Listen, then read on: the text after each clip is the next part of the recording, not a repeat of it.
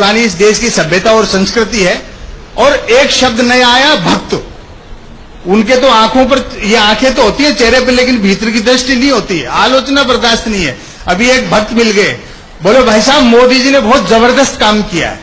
मैंने कहा क्या काम किया है? बोले ये तो पता नहीं है लेकिन बहुत जबरदस्त काम किया।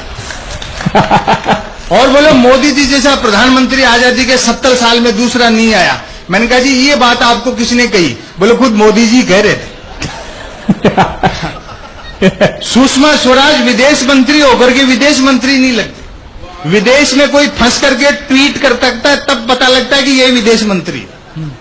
पिछले दिनों मिल गई, बोले जी हमें तो कोई देश का विदेश मंत्री मानने को तैयार नहीं, हमारे हिस्से के भी मोदी जी घूम रहे। मैंने कहा एक तरकीब बताता हूं, देश नहीं दुनिया मान जाएगी, आप ही भारत के विदेश मंत्री हो, इतना सा कर लो, दिल्ली में आपका जो बंगला है जिसके ऊपर लिखा हुआ है सुषमा स्वराज विदेश मंत्री, नीचे ब्रैकेट में लिखवा लो मैं ही हूं। बढ़िया।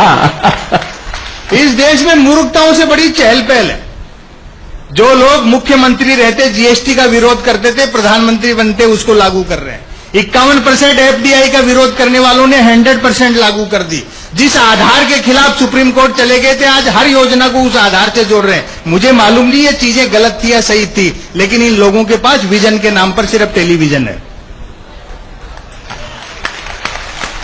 लोग पूछते हैं साहब नोटबंदी का क्या असर हुआ? मैंने कहा बाज बच गए और कबूतर मारे गए। धीरे धीरे जो चीजें हैं वो सामने आएंगी। समय जो है वो वक्त अपने हिसाब से लेता है सारे। अभी तो और अच्छे दिन आएंगे जब बुलेट ट्रेन चलेगी जो सवारियां लेने घर घर जाएगी। क्या व्यंग्य भाई साहब, क्या बात है। अमेरिका ने भारत को सच्चा दोस्त कह दिया, उनसे हथियार खरीद तो रहो तो पिताजी मान लेंगे।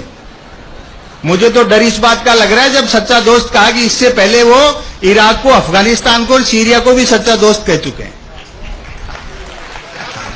ये बुद्ध, महावीर और गांधी का देश के लोग हैं। अगर हम भी हथियारों की ओर में शामिल हो गए तो फिर सत्य और अहिंसा की राह इस दुनिया को कौन दिखाएगा? लेकिन कुछ चीजें हैं दुनिया में जो अच्छी भी हुई हैं इनके कार्यकाल में। अच्छा, एक तो स्वच्छ भारत अभियान वाला काम अच्छा है।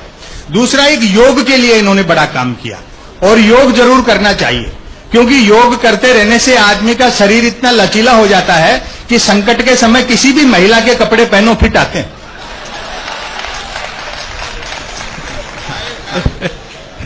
मतलब प्रचार का भी एक अपना जबरदस्त तरीका है, ब्रांडिंग का भी। छोटे छोटे बच्चे तक भी जवाब दूसरे ढंग से देने लग गए। अभी एक बच्चे से पूछ लिया था, बोले बेटा ये पतंजलि और बाबा रामदेव क्या है? बोले जी रामदेव ने योग सूत्र लिखा और पतंजलि किराने के व्यापारी थे। ये जो बुनियादी चीजें हैं, जो बाजारवाद है, वो सब उसके दबाव में है। यहाँ अनिल लोढ़ा जी बैठे हैं, ये टेलीविजन और पत्रकारिता से जुड़े लोग, मैं क्षमा याचना के साथ कहना चाहता हूं, जब हर चैनल पे एक ही आदमी दिखना है तो ये रिमोट क्यों बनाया, मेरी यही समझ में नहीं है। बहुत बढ़िया, बहुत बढ़िया। चैनल से पता लग जाता है कि कौन सा चैनल किस पार्टी की भाषा बोल रहा है। 2014 से पहले अपवाद को छोड़कर के ऐसी चीजें नहीं होती थी। ये जो चीजें हैं, टीवी चैनलों पर बहस आती है प्राइम टाइम में, 4 जन बहसी आते हैं, एक मुद्दे का समर्थक, दूसरा मुद्दे का विरोधी, तीसरा बुद्धिजीवी दोनों को हड़काने वाला, और चौथा एंकर तीनों को भड़काने वाला। वाह। और व्यंग पर आपकी तालियां उठेंगी। बहस होनी होती है गरीबी की रेखा पर और करते रहते हैं रेखा की गरीबी पर।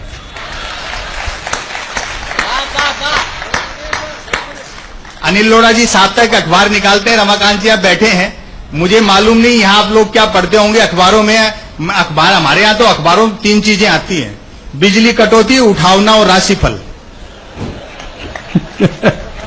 और रोज नए निकलते। एक दिन तो अखबार से 2 लोग आ गए, बोले संपत सरल जी नया अखबार लॉन्च कर रहे हैं, आप भी ग्राहक बन जाओ।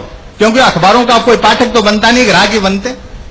क्या 1 रुपए में 16 पेज। और जो मैंने जवाब दिया उसका आनंद ले, 1 रुपए में 16 पेज। मैंने कहा भैया रुपए तो चाहे एक की जगह 2 ले जाए, लेकिन 16 पेज खाली दे जाया कर। फिर मैंने रिसर्च की कि इतने अखबार बिकते कैसे हैं। तो अचानक एक दिन एक अखबार के दफ्तर से फोन आया, बोले संपत सरल जी आज आपका नाम हमारे अखबार में छपा। मैं बड़ा खुश हुआ जी, आपका अखबार कहाँ मिलता है? बोले हमारा अखबार कोई होकर नहीं बांटता, जिस किसी का नाम छप जाता है दिन भर वही खरीद खरीद कर बांटता है। क्या व्यंग्य भाई साहब, कमाल कमाल। मैं